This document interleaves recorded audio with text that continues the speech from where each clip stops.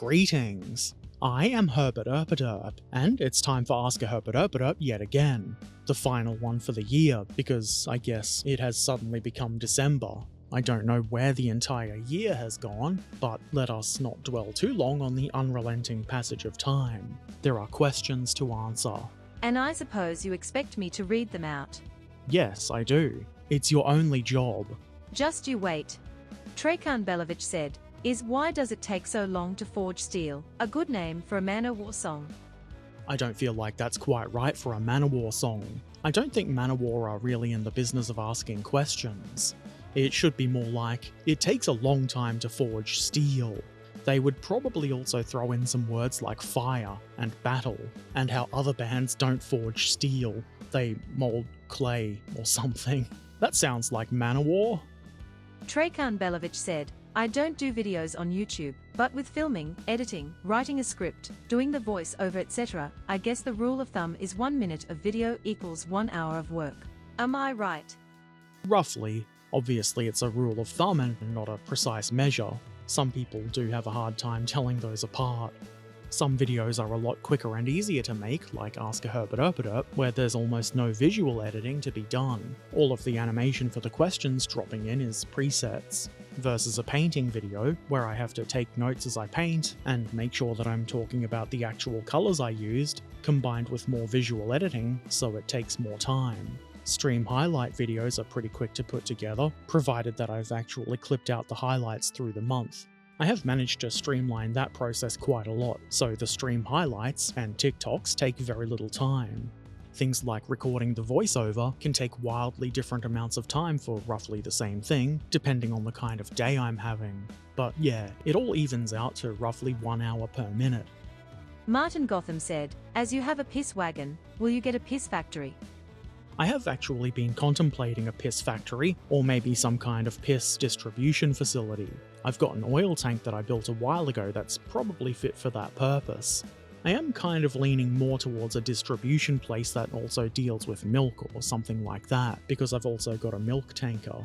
That's pretty gross, and I think that makes it funnier, though I might try and make it kind of subtle.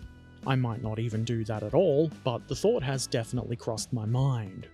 Musi said, have you, or anyone in your family, ever delved into genealogy? Do you happen to know when your family arrived in Australia, or from where they immigrated from? My mum was interested in genealogy for a bit. I don't think she got very deep into it though, too busy with other things I guess. But from what I know, a lot of, if not all of her side of the family arrived in Australia around World War II, and were mostly from around the south of England. But there's also some German and Scottish in there as well. My mother's grandfather, I think, was a pilot in World War I, though it's all very vague information. I know even less about my father's side of the family, but I understand a lot of them also came around World War II, but some of them were here before that. I guess I know a little bit, but not a lot. I've never really got into it myself. In the YouTube comment section, Martin's Trains Adventures said, have you thought about adding buildings to your layout? Nope. The thought of adding buildings or scenery never occurred to me. Maybe you could answer without the sarcasm, Herbert. Maybe I could. I do plan on building scenery and structures. I talk about it in the videos. It is a slow process though. I don't have the time to just sit and work on a model railway for hours and hours at a time, and getting the track work done was the first priority. I still have a couple of little wiring things to do, and then the next big thing will be to finish painting the track. I might still need to do some airbrushing on that, I'm not sure. So it made sense to me to do that before putting any buildings in and getting overspray on them. I have so far built 2 structures, the oil tank and a boiler house, which will probably both be part of larger industries. I've also started work on a building to cover the point switches in the corner of the board, which is being built with only 2 walls to allow access to the switches. I've also got a few more structures in my stash, but it's going to take time to figure out where and if they fit. You have to remember, I'm building a model railway to enjoy the hobby and have something nice for myself, not just to make videos. So I'm not going to rush it and try get videos out quickly or something like that. It's going to be slow and take whatever time it needs to take. I think it's time to look at some of the models that have been shared on Discord. Peterenko finished this Hetzer, which is obviously adequately prepared to Hetz at a moment's notice. That is what hetzers do. They hetz. This is the 72nd scale kit from Vespid, and it looks really good. I haven't managed to get my hands on this kit yet, and I just checked and it's still not available in the shops I usually buy from. This awesome model has got me really excited for that kit, and as you can see, Peterenko's done a really good job of painting it. Keep up the awesome work. Ratto shared this vampire. Something something suck your blood. Stop it, Herbert.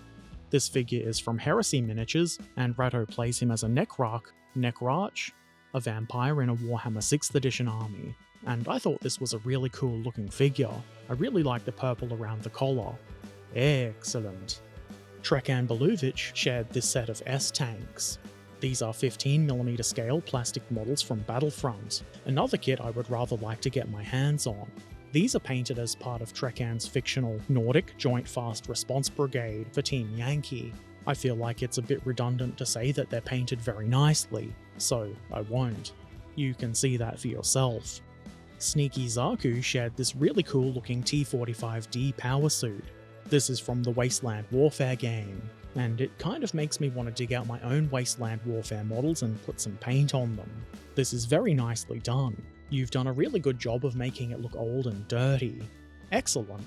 And that's it for the models this month, and that means Ask A Herbert Erpaderp is over for the year. There is still a few videos and plenty of streams between now and the actual end of the year, but all the same, I hope everybody has a safe end of year celebrating whatever holidays and New Year's things you celebrate. As always, thank you to the folks who ask questions and share their modelling work. It wouldn't be much of an Ask A Herbert Erpaderp without that. And a big thank you to those who support financially via Patreon, Ko-fi or Twitch or anywhere else. It's greatly appreciated. If you have a question, you can probably figure out where to ask it, and Ask A Herbert Erpaderp will be back with the answers in 2024. Take care of yourselves, be excellent to each other, and thanks for watching. Farewell.